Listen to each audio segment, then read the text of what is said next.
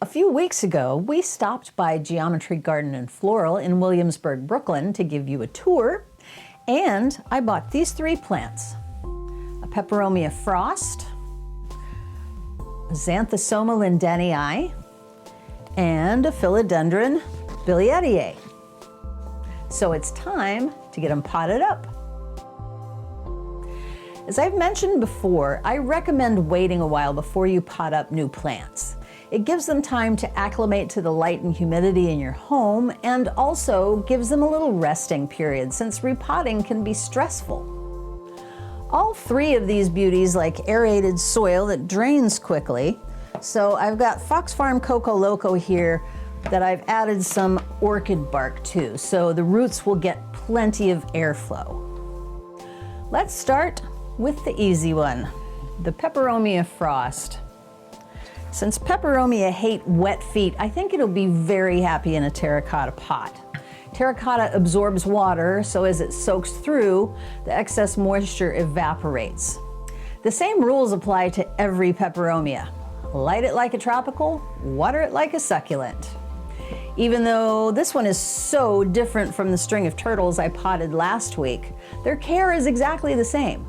Bright indirect light and water every 10 days to 2 weeks. This one is so pretty with its sparkly leaves.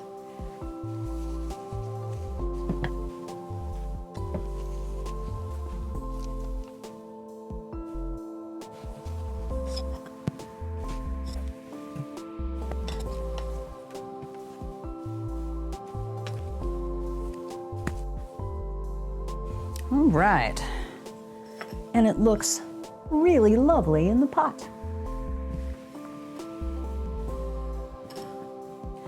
And now, on to the Xanthosoma Lindenii. It likes wetter soil, so I'm gonna put it in this ceramic pot.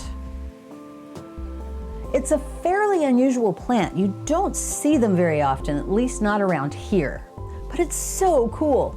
I really love both the leaf shape and the stripes. As it grows, the lobes will get even larger. As you can see, the smaller leaves only have tiny little lobes at the base.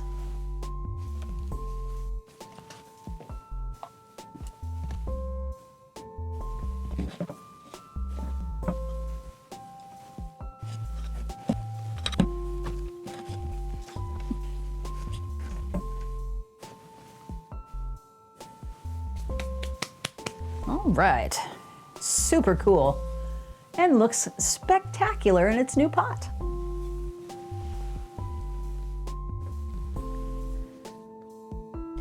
And once again, I've saved the best for last. Philodendron Billietiae. Billietiae is fun to say. And here's a true confession. This is a trendy plant. I know, I said I never jump on the trendy plant bandwagon, but this one was just too pretty to resist, and much less expensive than the variegated ones.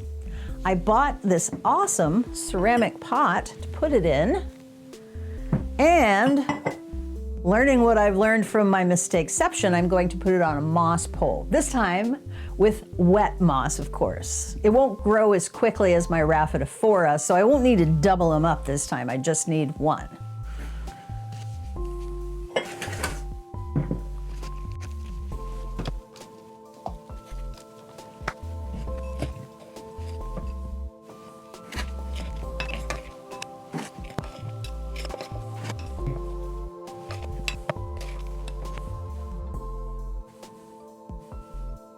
Right, now that the plant is in there, I just need to press the moss pole down in the soil.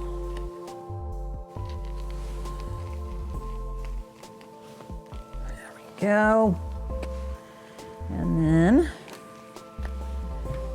attach the plant with some Velcro.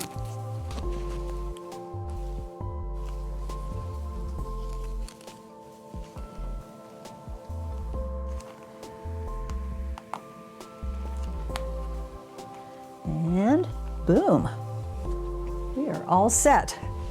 Looks amazing. And I feel so hip right now. If you missed the video we shot at Geometry Garden and Floral, they're at 44 Grand Street in Brooklyn near the Williamsburg waterfront. Stop by and get some plants, soil, pots, or even cut flowers, and tell them Planty Jen sent you. So here are my 3 little beauties all potted up. If you'd like to learn more about choosing the right soil for your plants, or you'd like to see the Geometry Garden and Floral tour, I'll link those videos in the credits. What new plants have you gotten recently that you're really excited about? Let me know in the comments, and thanks for watching. If you enjoyed this video, please let me know in the comments, and please like and subscribe to my channel, and hit that bell to be notified when I release a new video. You can also find me on Instagram at planty.jen, where I share photos and tips as well. If you'd like to learn more about me, please visit my website at plantyjenstinylandscapes.com. Thanks for watching, and I'll see you again soon. Time for that theme song. If your plants look sad and you lost all hope, tried everything, you're at the end of your rope, should you throw them out into the street? Nope, just ask Planty Jen. If you want to be a planty acolyte, learn the tips and tricks to keep them growing right. Water, fertilizer, and the right amount of light, just ask Planty Jen.